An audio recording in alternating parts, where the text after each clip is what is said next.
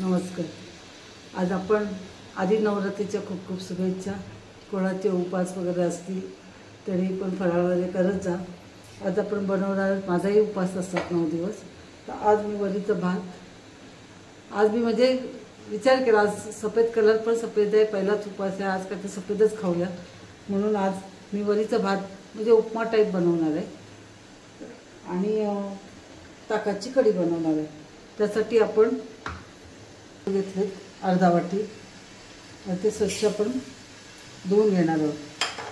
त्यासाठी बारीक चिरलेली, उपमा बोलला थोडंसं तिखट आणि उपास आहे त्यामुळे थोडंसं तिखट खावंसं वाटतंय मला, तर मी आज बारीक 3 मिरच्या कापून घेतलेल्या आहेत फोडणीसाठी आणि थोडंसं कढीपत्ता घेतलेला आहे. त्याआधी आपण तांदूळ स्वच्छ धुवून घेऊया. आपले तांदूळ स्वच्छ धुवून झालेले आहेत. इकडे आपण भांड्यात ठेवले गरम करत. भांडं थोडं गरम झालं ना तर तूप टाकून घेऊया आपण.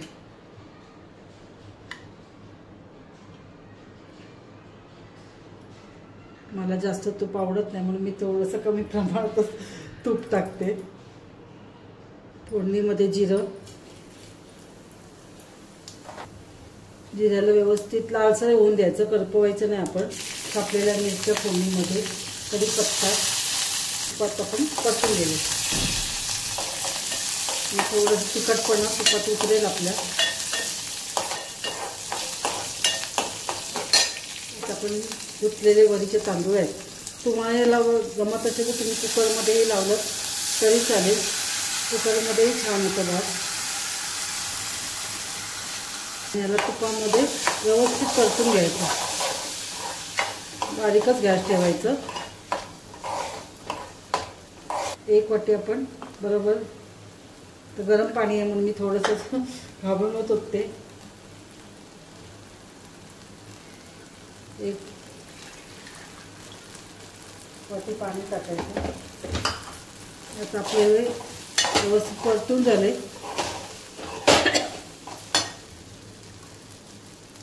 त्याच्यामध्ये आपण पाणी टाकून घेऊ.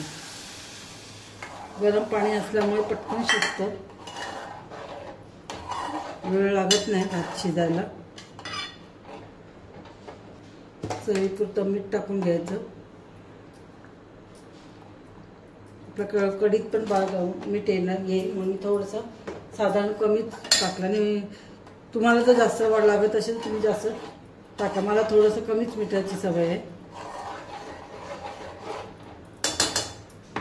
थोडंसं उकळ येऊन देऊया त्याला.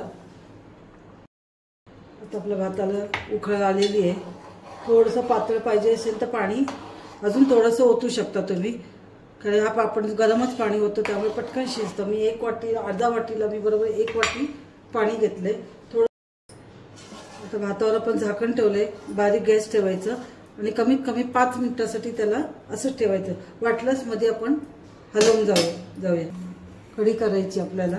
त्यासाठी मी ह्या मिरच्या घेतल्यात, 4 मिरच्या आहेत, थोडा बारीक करून घेतलेल्या आहेत. त्या वाटलं तर थोडंसं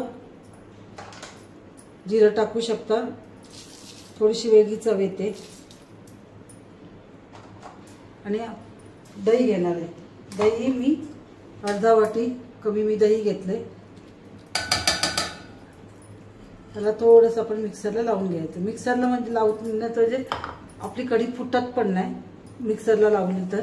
दही पण व्यवस्थित फेट होऊन जात होतं, त्यामुळे मी मिक्सरलाच लावते, हाताने नाही मी हे करून घेत. ताक आणि मिरचीचं वाटून झालं व्यवस्थित. थोडंसं तिखटपणा पाहिजे तोंडाला म्हणून मिरची जास्तच घेतली मी. तापले, त्याच्यामध्ये तूप टाकून घ्यायचं थोडंसं. त्याच्यामध्ये जिरं, कढीपत्ता भरपूर टाकले मी, कारण मी उपासाच्या दिवशी कोथिंबीर खात नाही. ज्या उपासाला कोथिंबीर खात नाही. कढीपत्ता भरपूर घेतले. आपलं जे ताक आहे फोडणी द्यायचं.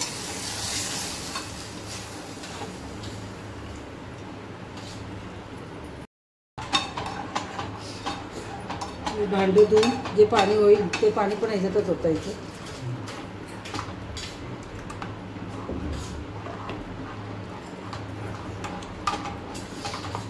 ताकाची कढी तयार आहे आपली खायला.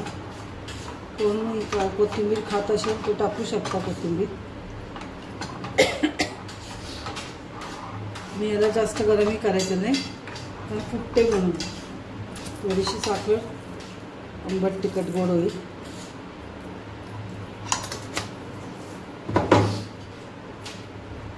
थोडंसं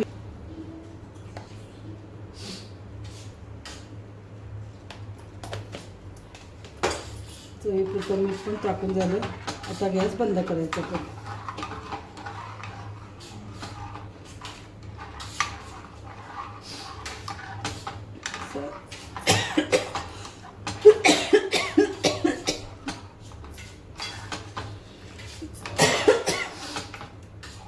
साधी सोपी आपली ताकाची कढी तयार आहे खायला.